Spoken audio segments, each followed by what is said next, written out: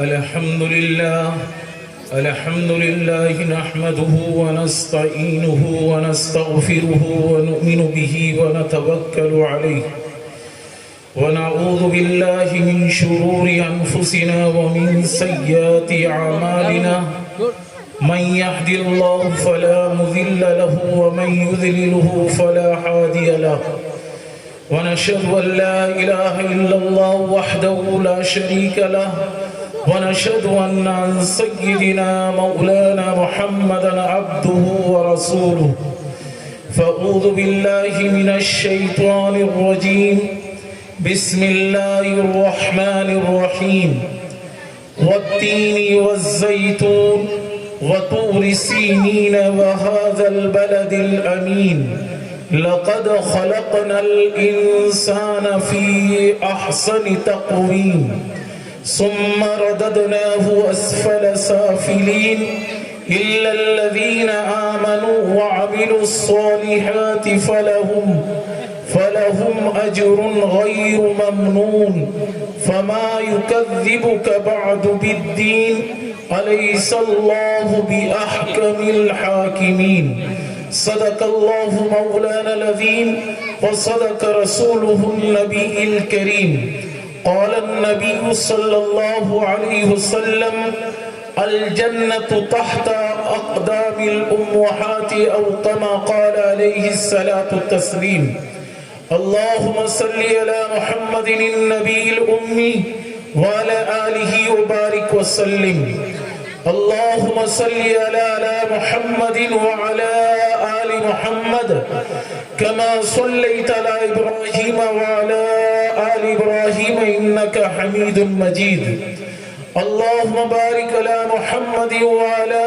آل محمد كما باركت على إبراهيم وعلى آل إبراهيم إنك حميد مجيد میرے محترم بزرگوں دوستو حضرت سامعین کرام اور پردہ میں رہنے والی قابل احترام میری مائیں بہنیں، میں سب سے پہلے اللہ رب العزت کا شکر ادا کروں گا کہ اللہ رب العزت نے مجھے اور آپ سب کو ایک ایسے مجلس میں آنے کی توفیق عطا فرمایا جس مجلس کے متعلق خود اللہ تبارک و تعالی نے مغفرت کا وعدہ فرمایا ہے، اور میں ان گھر والوں کو مبارکباد پیش کرتا ہوں کہ گھر والوں کو اللہ نے ایسی نورانی مجلس سجانے کی توفیق عطا فرمایا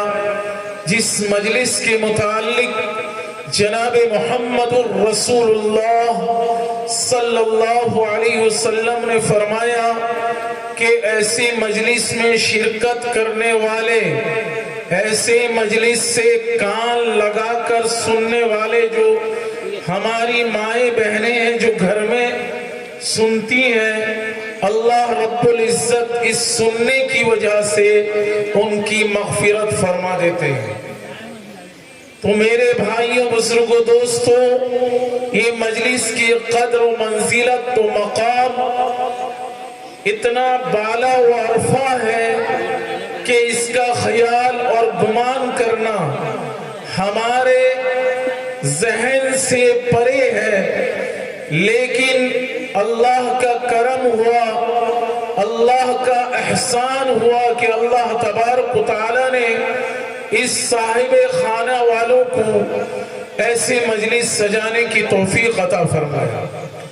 میرے بھائیوں بزرگوں دوستو، اللہ رب العزت نے جو 18,000 مخلوقات، کم و بیش مخلوقات کو پیدا فرمایا، اللہ نے سب سے افضل اور بالا اور اشرف اللہ نے انسان کو بنایا۔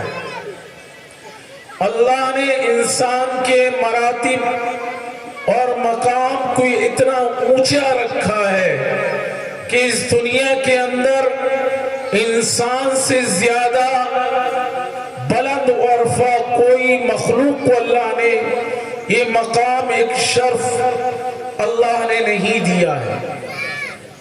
کیونکہ اللہ تبارک و تعالیٰ نے قرآن کریم میں فرمایا، جس کا مفہوم یہ ہے کہ اللہ رب العزت فرماتے ہیں کہ میں نے تمام مخلوقات کو آپ کا غلام بنا دیا، آپ کے ماتحت میں چھوڑ دیا، لیکن تم کو میں نے اپنے ماتحت، اپنے حکموں پر چلنے کے لیے پیدا فرمایا ہے۔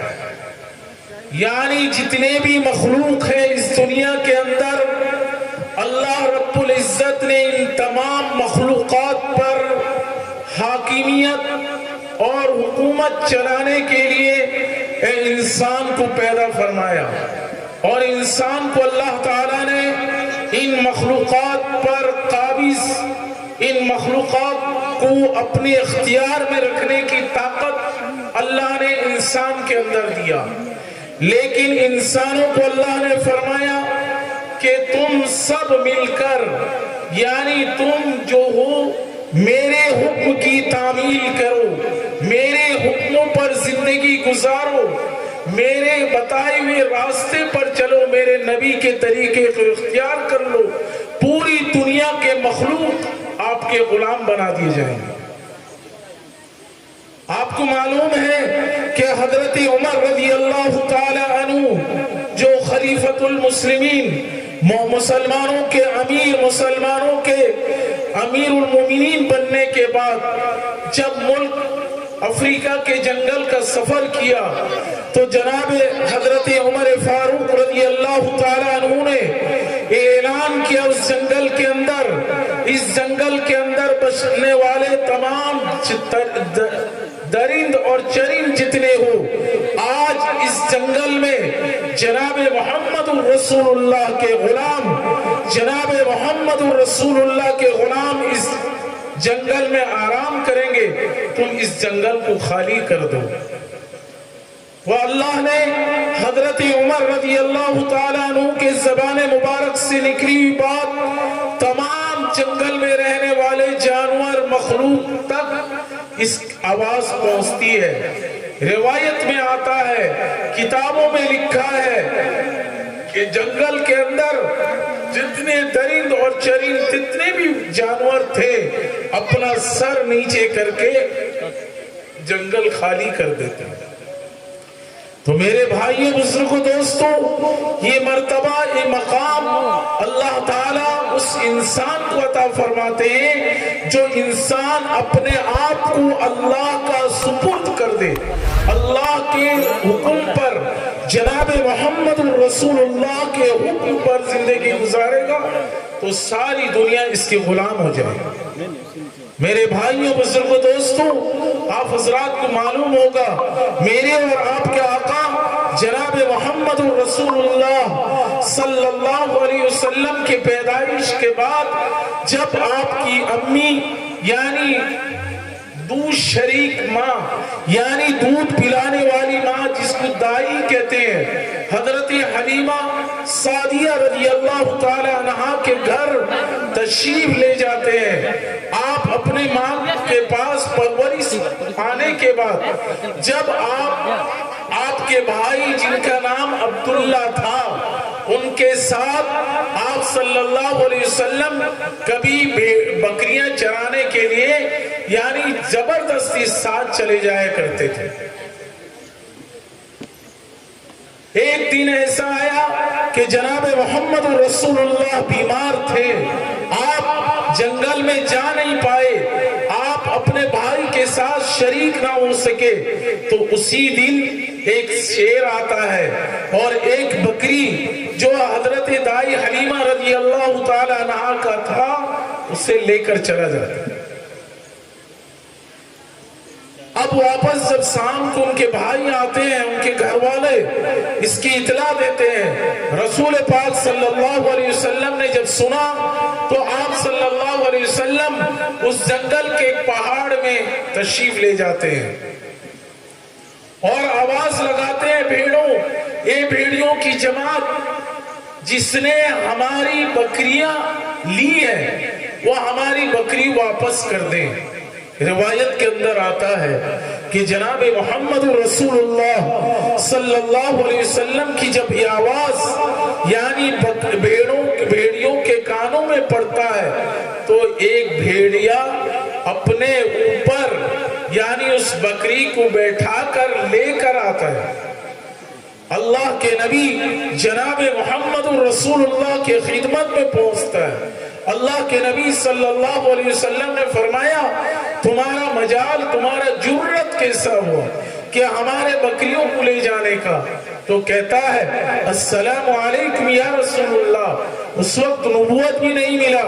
اللہ کے نبی صلی اللہ علیہ وسلم ابھی کم عمر کے ہیں. کہتا ہے یا رسول اللہ آپ کی دیدار سے محروم ہونے کی بنیاد پر آپ کے دیدار سے محرومی کی بنیاد پر ہم نے ان بکریوں کے جھوٹ سے بکریوں کے یعنی جو بکریوں کا جھتا رہتا ہے اس میں سے ہم نے ایک بکریہ لے گئے. ہمارا نیت ہمارا سوچ یہ تھا کہ جناب محمد رسول اللہ آئے اور ہم اللہ کے نبی صلی اللہ علیہ وسلم کا دیدار کریں.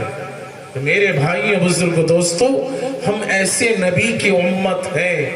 ہمارے کردار ہمارا طریقہ جناب محمد رسول اللہ کے طریقے پر ہونا چاہیے نہ کہ غیروں کے طریقے پر ہماری زندگی گزر رہی ہے. ہمارا جو طریقہ ہے غیروں کا طریقہ ہے.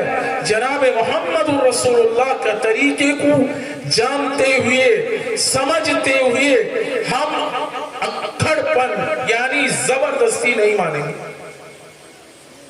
یہ اللہ سے علل اعلان دشمنی ہے. علل اعلان اللہ سے بغاوت ہے مسلمانوں. اس لیے میرے بھائی بزرگ دوستو ہمیں اتباع رسول کرنا ہے. ہمیں اللہ کے حکم کی پابندی کرنا ہے. جب اللہ کے حکم کی پابندی کریں گے تو سارا دنیا آپ کے غلامی کرنے کے لیے تیار ہے. آج مسلمان کہتا ہے کہ ہمارا حال کیا ہے؟ مسلمان کس حال میں زندگی گزار رہا ہے؟ مسلمانوں کا کوئی یار و مددگار نہیں ہے. یہ غلط ہے. ایک ایمان والوں کی زبان سے یہ الفاظ کبھی نہ نکلنا چاہیے. ایمان والوں کا تو یار اور مددگار جو ہے خالق مالک احکم الحاکمین یعنی تمام بادشاہوں کا بادشاہ جو ہے وہ مسلمانوں کا محافظ ہے. جب مسلمان اس کے حکم پر اس کی اتباع کرنے لگے. لیکن افسوس کہ ہم کہہ رہے ہیں کہ ہمارا کوئی حیثیت ہی نہیں ہے. لیکن اللہ کہتے ہیں کہ تیری حیثیت بہت بڑی ہے جب تو میرے اور میرے نبی کے طریقے کو اپنا لے. تو میرے بھائی بزرگ دوستو جب نبی کو سارے دنیا کے جھاڑ پتھر ریت سب نبی کو نبی کے مقام کو پہچان سکے تو ہم نبی کی امت لیکن نبی کے مقام کو پہچان نہیں پائے. ایک مرتبہ میرے اور آپ کے آقا جناب محمد رسول اللہ صلی اللہ علیہ وسلم ایک سفر میں تشریف لے جا رہے تھے. تو آپ صلی اللہ علیہ وسلم کو استنجے کا ضرورت پڑتا ہے. وہ میدان جو تھا پورا میدان خالی میدان تھا. کوئی جگہ ایسا آڑ نہیں تھا جس جگہ پر میرے اور آپ کے آقا جناب محمد رسول اللہ صلی اللہ علیہ وسلم اپنے ضرورت سے فارغ ہوتے. سمجھ سکتے نا بات؟ تو میرے اور آپ کے آقا جناب محمد رسول اللہ صلی اللہ علیہ وسلم نے ایک صحابی سے فرمایا کہ اس جھاڑ سے جا کر کہو کہ محمد رسول اللہ قضائے حاجت اپنی ضرورت پورا کرنا چاہتے ہیں. وہ درخت جتنی جھاڑ ہے وہ ایک جگہ جمع ہو جائے. اللہ کے نبی نے فرمایا. صحابہ کرام رضوان اللہ تعالی اجمعین نے جب یہ الفاظ جھاڑوں کے سامنے کہا حدیث کے اندر آتا ہے تمام جھاڑ ایک جگہ آ کر کیا ہوتے ہیں جمع ہو جاتے ہیں یعنی پردہ فرما لیتے ہیں. تو جناب محمد رسول اللہ کو جھاڑ پہچان پائے, دنیا کا درخت پہچانا, جانور اللہ کے نبی کو پہچانے, لیکن میں اور آپ پہچانے نہیں. افسوس کا مقام ہے۔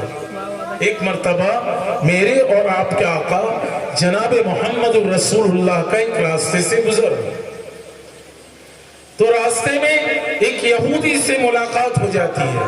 میرے نبی صلی اللہ علیہ وسلم کو ہمیشہ اس بات کا فکر رہتا کہ کوئی بھی ایک آدمی جہنم میں نہ چلا جائے۔ اللہ کے نبی کو ہر وقت فکر۔ آپ تو سنتے ہیں، بارہا علماء کرام سے سنے ہوں گے کہ جناب محمد رسول اللہ کے انتقال کے وقت بھی اللہ کے نبی کو اپنی امت کا فکر تھا، لیکن امت کو جناب محمد رسول اللہ کے طریقے کا ذرا بھی فکر نہیں ہے۔ ہمارا طریقہ، ہمارا کردار، ہمارا بولنا چالنا، ہمارا رہن سہن کیسا ہے جو نبی سے ہٹ کر ہماری زندگی گزر رہی ہے۔ تو اللہ کے نبی صلی اللہ علیہ وسلم سے اس یہودی سے ملاقات ہوتی ہے، تو اللہ کے نبی موقع محل ہمیشہ یعنی دوسرے کو اللہ کے وحدانیت کا، اللہ کے ایک ہونے کی دعوت پیش کرتے تھے۔ اس یہودی کو جب دعوت پیش کیا کہ ایک اللہ کو مان لو اور مجھے اللہ کا نبی تسلیم کر لو، اللہ تمہیں دنیا میں بھی کامیاب اور آخرت بھی کامیاب ہو جائے۔ وہ یہودی نے کہا، یہ باتیں ہو رہی تھی جناب محمد رسول اللہ اور اس یہودی کے درمیان میں، تو اتنے میں ایک آدمی اس راستے سے ایک مرا ہوا، یعنی جس کو آج ہم اور آپ اپنی زبان میں گودی سانپ کہتے ہیں، اس وقت لوگ اس کا استعمال کرتے تھے، یعنی اس کو کھا لیتے تھے۔ ایک آدمی ادھر سے گزر رہا تھا، تو یہودی نے کہا کہ یا رسول اللہ، آپ جس بات کے تصدیق کرنے، جس بات کی گواہی دینے کو کہہ رہے ہیں، میں اس کو کیسا تسلیم کر لوں کہ اب اللہ کے نبی ہیں، اللہ ایک ہے، لیکن ایک شرط میرا یہ ہے کہ یہ آدمی جو جانور کو اپنے کندھے پر بیٹھا کر لے کے جا رہا ہے، یعنی مرا ہوا تھا، وہ کہنے لگا جب اس مرا ہوا گودی اس بات کا گواہی دے دے کہ آپ اللہ کے نبی ہیں، تو میں کیا کروں گا؟ میں اس بات کو آپ کو مان لوں گا، آپ اللہ کے نبی ہیں۔ تو کہتے ہیں اس جانور کو جب زمین پر لٹایا گیا تو جناب محمد رسول اللہ صلی اللہ علیہ وسلم نے فرمایا، میں کون ہوں؟ کس سے کہہ رہے ہیں؟ یعنی مرے ہوئے جانور سے۔ ہم تو اس سے بہتر ہے نا، مرے ہوئے سے تو زندہ ہیں ہم، لیکن میں اور آپ آج زندہ نہیں ہے، کیونکہ اللہ کے نبی جناب محمد رسول اللہ نے فرمایا وہ شخص زندہ ہے جس کا زبان ذکر اللہ سے تر ہو، وہ قلب آپ کا زندہ ہے جس قلب سے آپ اللہ کا ذکر کرنے والے ہوں۔ جب ذکر نہیں ہے، زبان پر اللہ اللہ نہیں ہے، استغفار کی کثرت نہیں ہے، تو میں بھی مردے میں شمار ہوں۔ تو اللہ کے نبی نے فرمایا میں کون ہوں؟ وہ شخص یعنی مرا ہوا جانور، روایت کے اندر آتا ہے، حدیث میں آتا ہے کہ ذرا سے یعنی سر اٹھاتا ہے، سب سے پہلے کہتا ہے السلام علیکم یا رسول اللہ، لبیک و سعدیک، یا رسول اللہ میں حاضر ہوں۔ اللہ کے نبی کو کہتا ہے کہ آپ اللہ کے نبی ہیں، آپ کو اللہ نے اس دنیا میں نبی بنا کر بھیجا ہے۔ کون تصدیق کیا؟ مرا ہوا جانور اللہ کے نبی کا تصدیق کر رہا ہے کہ آپ اللہ کے نبی ہیں، آپ قیامت کے دن شفاعت کرنے کے مالک ہیں، آپ حوض کوثر کے مالک ہیں۔ وہ جانور اس بات کی گواہی دے رہا ہے، مرا ہوا جانور، لیکن ہم زندہ ہیں، لیکن اللہ کے نبی کی باتوں سے محبت، نہ اللہ کے نبی کے افعال سے ہمیں محبت، نہ اللہ کے نبی کے اقوال سے محبت۔ میرے بھائیوں، اللہ کے نبی سے ذرا سے محبت اگر ہے تو ہم سبوں کو توبہ کر کے اللہ اور اس کے رسول کی اطاعت کرنا ضروری ہے۔ میرے بھائیوں بزرگ دوستو، ایک مرتبہ جناب محمد رسول اللہ صلی اللہ علیہ وسلم مسجد نبوی سے صبح کی نماز سے فارغ کے بعد باہر نکلے تو دیکھتے ہیں 200-250 یعنی باغ بھیڑیا سب کھڑے ہیں، سب کا سر نیچے جھکا ہوا ہے اور سب نے کہا السلام علیکم یا رسول اللہ۔ میرے نبی جو تھے صرف ایک مخلوق کے نبی نہیں بلکہ تمام مخلوقات کے نبی تھے جناب محمد رسول اللہ۔ یہاں تک کہ درخت بھی آپ صلی اللہ علیہ وسلم کو سلام پیش کرتے، پتھر بھی آپ کو سلام پیش کرتے، آپ جب دھوپ میں ریتلی زمین پر چلتے تو درخت بھی آپ کا سایہ بنتا ہوا چلا جاتا۔ تو جناب محمد رسول اللہ کا مقام جب درندوں نے پہچانا، جب چرندوں نے پہچانا، جب اس نباتات نے پہچانا تو ہمیں اور آپ کو تو بدرجہ اولا جناب محمد رسول اللہ کی قدر و منزلت کو پہچان کر اللہ کے رسول صلی اللہ علیہ وسلم کے اقوال پر مکمل زندگی گزارنا چاہیے۔ لیکن افسوس ہے ہمیں، آج مؤذن آواز لگاتا ہے اللہ اکبر، اللہ سب سے بڑا ہے، اللہ سب سے بڑا ہے۔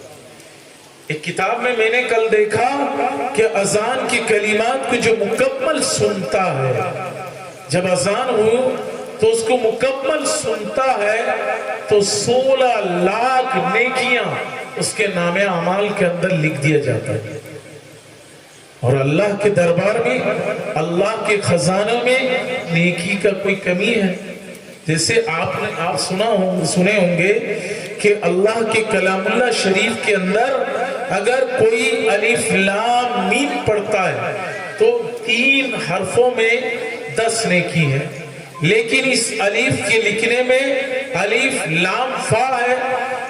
روایت میں یہ بھی آتا ہے، بڑوں نے کہا کہ اس الفاظ کے اندر لکھنے میں جتنے الفاظ ہیں قرآن کے ایک الفاظ کے پڑھنے میں آپ کے نام اعمال کے اندر لکھا جاتا ہے۔ تو میرے بھائیوں بزرگ دوستو، اگر اللہ کا تقرب چاہتے ہیں، اللہ کے قریب ہونا چاہتے ہیں، یعنی مستجابات دعا بننا چاہتے ہیں تو اللہ کے کلام کو کثرت سے پڑھا کریں۔ اللہ کے کلام کو ہر دن پڑھنے کا معمول بنا لے زندگی کے اندر، نمازوں کے ساتھ ساتھ۔ تو میں اللہ کا قسم کھا کر کہہ سکتا ہوں کہ اللہ آپ کی دنیا کے اندر بھی آپ کی خیر خواہی فرمائیں گے اور آخرت میں بھی اللہ خیر خواہی فرمائیں گے۔ تو اسی لیے میں آپ حضرات کو بارہا یہ کہنا چاہتا ہوں کہ اس مکتب تعلیم القرآن کے اندر اپنے بچوں کو قرآن سیکھنے کے لیے، قرآن پڑھنے کے لیے ضرور بالضرور بھیجیں، تاکہ آپ کے مرنے کے بعد یہ بچہ قرآن کریم پڑھ کر جب آپ کے حق میں دعائیں مغفرت کرے گا، میرا اللہ اتنا رحمان و رحیم ہے کہ اللہ معاف فرما دے گا۔ ایک آدمی شرابی تھا، یعنی شراب کا عادی، اور شراب پینے والوں کے بارے میں وعیدیں ہزاروں وعیدیں ہیں، لیکن پھر بھی اس آدمی نے، اس کے دل میں، اس شرابی کے دل میں ایک بات اس نے ٹھان لیا کہ میں اپنا بچہ جب ذرا سے بڑا ہوگا اس کو مدرسے میں قرآن کریم پڑھنے کے لیے بھیج دوں گا، کیونکہ قرآن اللہ کا کلام ہے۔ اس کے دل میں چلا تھا۔ اب لکھنے والوں نے لکھا کہ وہ بچے کو مدرسہ بھیجنے سے پہلے اس کا انتقال ہو گیا، لیکن ماں نے یہ بات سنی ہوئی تھی تو اس بچے کو قرآن کریم پڑھنے کے لیے مدرسے میں بھیج دیتی ہے۔ جب مدرسے میں بچہ جاتا ہے تو سب سے پہلے ایک بچے کو یہ سکھایا جاتا ہے کہ اعوذ باللہ من الشیطان الرجیم، پڑھاتے کہ نہیں استاد؟ پھر بسم اللہ الرحمن الرحیم پڑھاتے ہیں.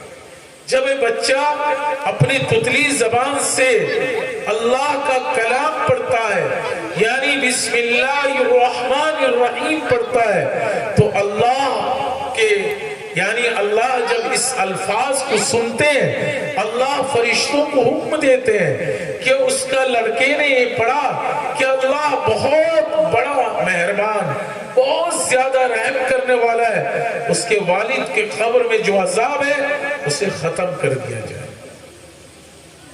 آج افسوس کے ساتھ میں آپ حضرات کے سامنے یہ بات بڑی ذمہ داری سے کہتا ہوں کہ اپنے بچوں کو قرآن کریم ضرور پڑھائیں اور بچوں کو یہ تعلیم دیں کہ جس جگہ جس مقام پر بھی تم ہو تو قرآن کریم پڑھنے کی وجہ سے اللہ کی تقرب اللہ تبارک و تعالی قرآن پڑھنے کی وجہ سے آپ کو دنیا میں بھی کامیاب اور آخرت میں بھی کامیاب ہو جائے گا.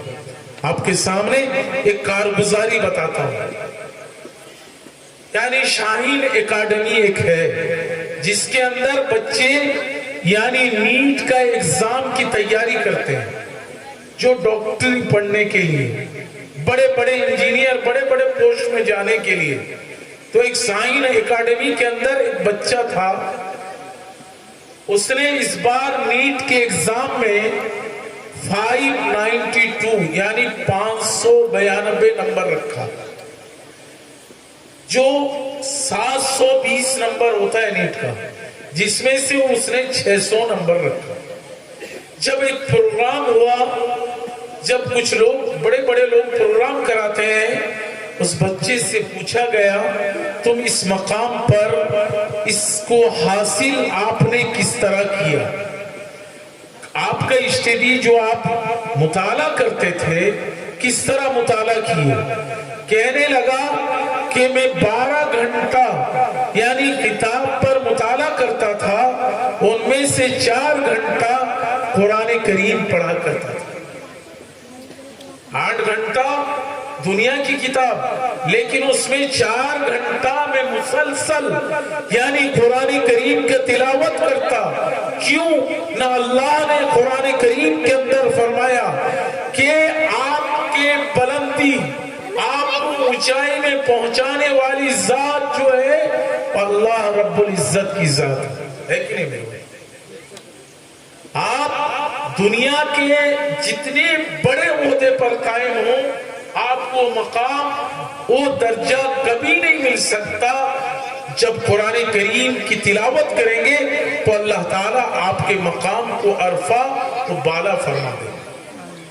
تو میں بھی آج ان نوجوانوں سے کہنا چاہتا ہوں جو کسی چیز پر یعنی بلندی پر پہنچنا چاہتے ہیں ان تماموں کو میں ایک نصیحت کہتا ہوں کہ قرآن کو زیادہ ترجیح دیں، پھر آپ کے جتنے دنیاوی اسباب ہیں اس کو ترجیح دو.